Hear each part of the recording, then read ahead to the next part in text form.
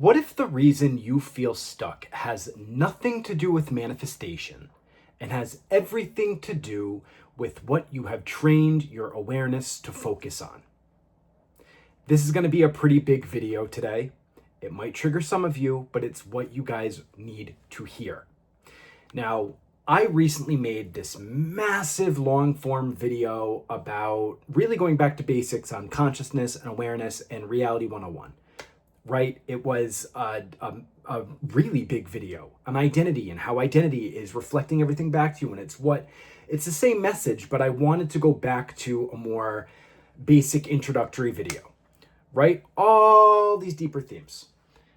And someone commented, what did they say? They said, I'm still waiting for you to pronounce Hikari in Zakari Hikari correctly because you always put the wrong emphasis on in Hikari when you pronounce it. And I'm like, first of all, that's what you took away from that video?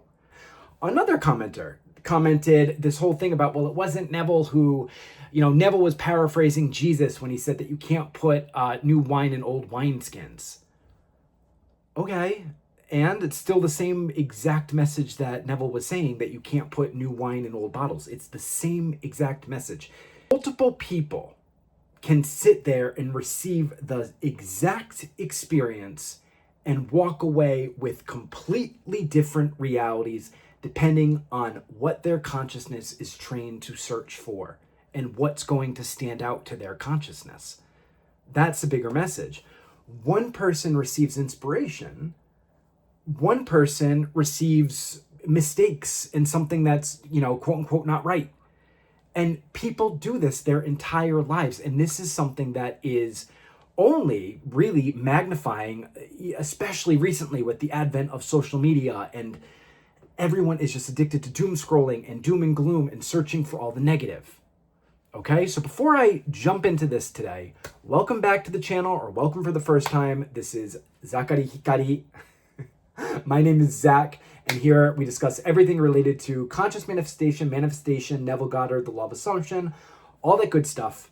If you keep circling and you keep creating the same reality over and over again, and you don't know where your blind spot is or why, and you feel stuck, all my info is in the description box for this video and the pinned comment down below. If you want some help, reach out. I'm happy to pinpoint that for you and help you get going on your shift.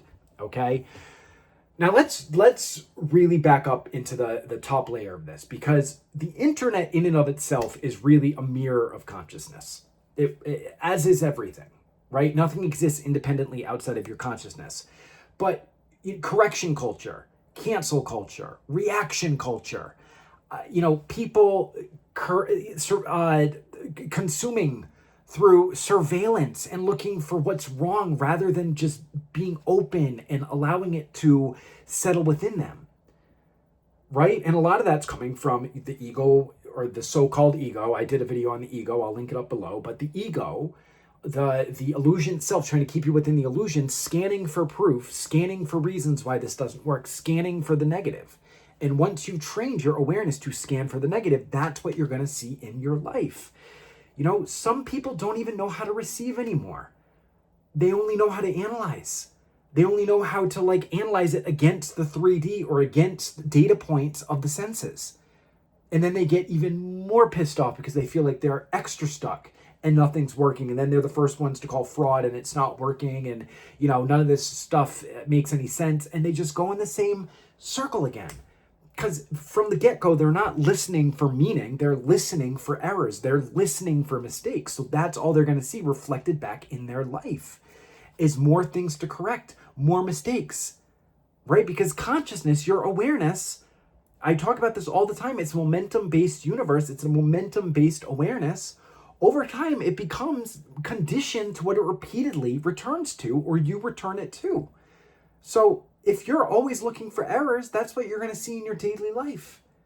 That's what you're going to see, and you'll see your manifestation literally staring you straight in the face, and you won't be able to accept it because you're not seeing where your awareness is underneath. So you keep coming from this combative place of needing to overcorrect, especially in this space where people just want to, look for errors and issues and everything else. And it's so not even touching the message of what we're trying to transmit here, right? Like, if that's how you consume content, imagine how you're experiencing a relationship or your own reality, right? Like, if that's honestly, like, that's what I see oftentimes with a lot of the people I talk to. It's like love will be staring them right in the face, but they can't even see it because their awareness isn't even comfortable, or it can't digest it. They can't even see what's in front of them because they've conditioned their awareness so much to the opposite. And this is true all across the board. SP, manifestation, you know, it's one delayed text, or one circumstance, or one day of silence, or one trigger, or one bad day, or one, you know, crappy customer, one comment, whatever it is.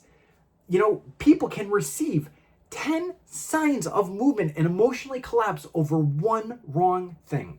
One small little circumstance, and they'll have all the other proof over here, but because their awareness is so focused on the negative, that's what they keep giving their awareness to, and that's what keeps reflecting back to them.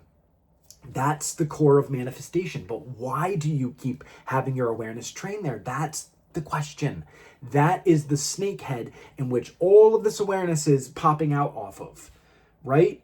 Like, you can be deeply loved in a committed relationship and you'll still be scanning for danger. You'll still be checking their phone, checking, you know, what they're looking at on Instagram, checking their followers, looking for what they're doing, or just, you know, having inner conversations in your head about why it's not working or what's wrong or whatever else it is.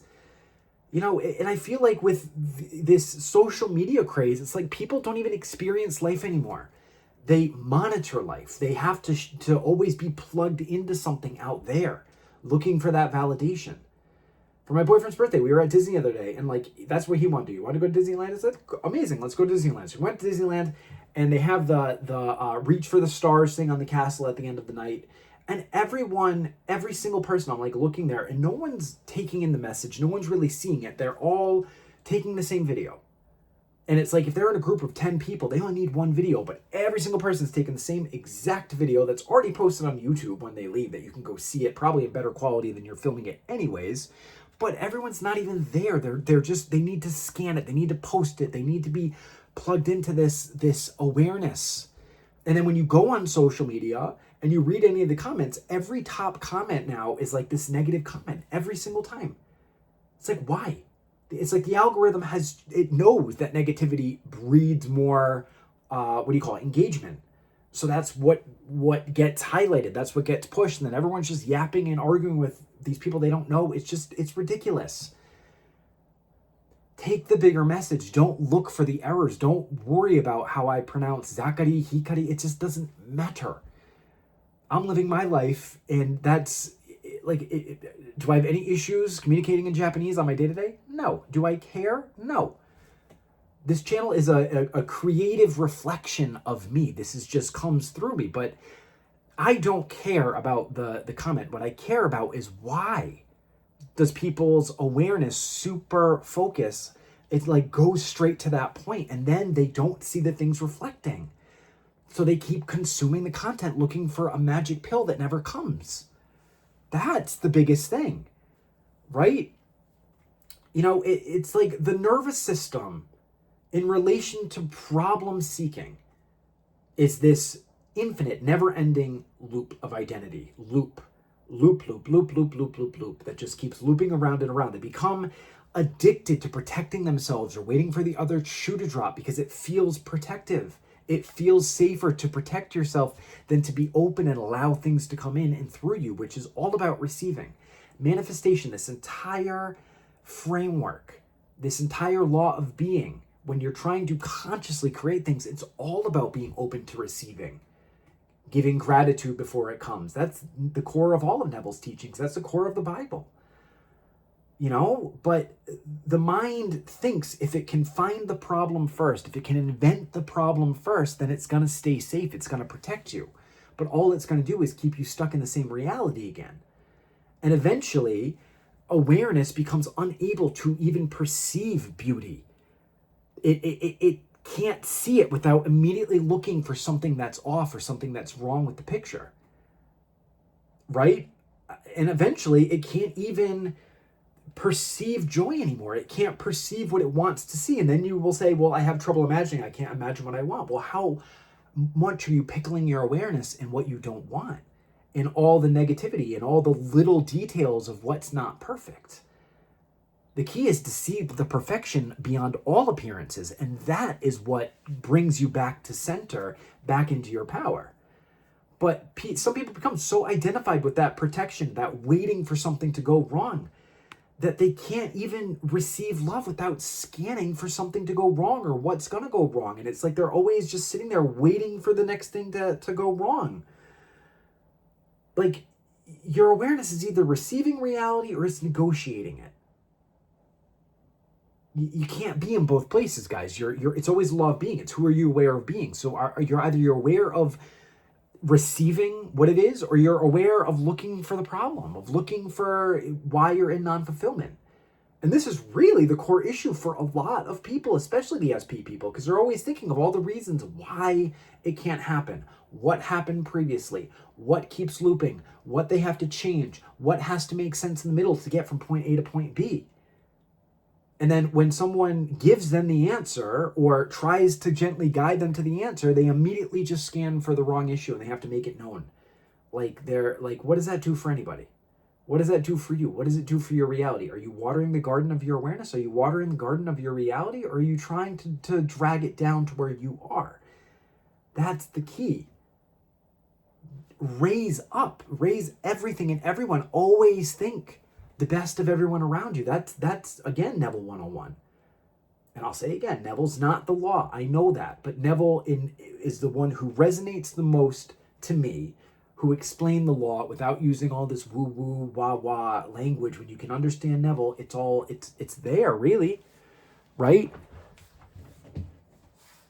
But if consciousness keeps emotionally returning to distortion or what's wrong, then distortion is going to start feeling more real than beauty. It's going to start feeling more real than joy, than happiness, than fulfillment. It's always going to be scanning for what's wrong. And eventually, the shadow becomes more believable than the light. And then people say manifestation isn't working, but they're not seeing where they're hyper-focused on the negative. Right? I've been recently rewatching Star Wars. It's literally the same lesson of how Anakin became Darth Vader. He gave into the fear. He gave into the negative. He gave into, and Obi-Wan kept saying, keep watching your thoughts, Anakin. Watch where your mind goes. And he just kept going to the negative again and again and again until finally that became his reality. He became Darth Vader. Right?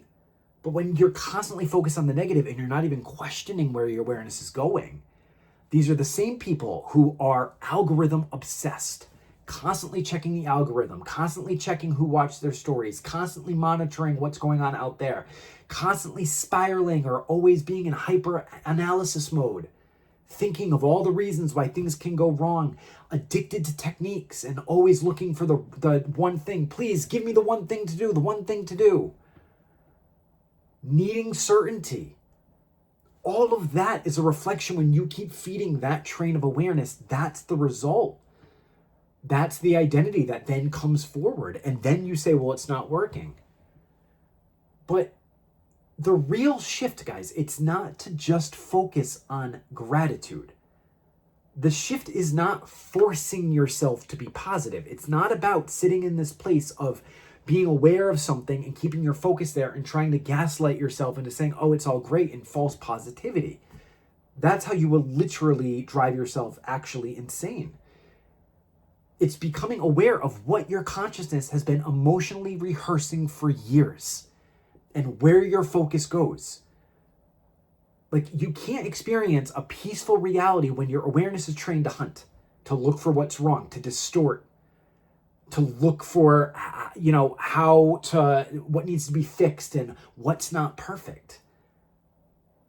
A peaceful reality is knowing that you are peace above all appearances, the peace of all understanding, the peace of knowing that you are the center. And then it's just zen. Nothing bothers you. Everything just stays chill. But awareness eventually turns searching into seeing. When you're constantly looking, when you're constantly hyper focused or hyper analyzing or constantly checking, well, it's going to turn that awareness into seeing in your 3D, because that's what you're imagining.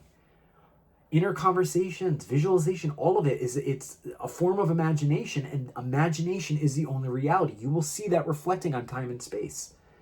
In my next video, I have a super powerful success story video that I'm very excited about to go back to this, but I just wanted to address this point because I notice in this community especially, I know a lot of people come to this looking for answers. I know a lot of you guys are emotionally exhausted and tired and you've tried everything, and I get that. I was that person.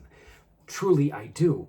But if you come into this space and you're knocking down or looking for reasons to critique or talk over or try to like get your point across, to call someone else wrong when the core of the transmission there's nothing wrong with it, you're missing the entire point completely, and that's what keeps you stuck. Right? Like, some people will spend their entire lives focused on what's wrong and then call it real. Say that, but I'm being realistic. That's reality. No, imagination is the only reality. So what came first? The need to see the distortion and what's wrong, or the effects of the 3D that came after? Well, according to the law of assumption, awareness, the law of being, whatever you want to call it, consciousness, it's always awareness first. It's an irrefutable law. If you believe in this, if you study this, it is an irrefutable law of awareness, that awareness, consciousness, imagination, it is the only reality. So you can't be sitting there saying that, okay, well,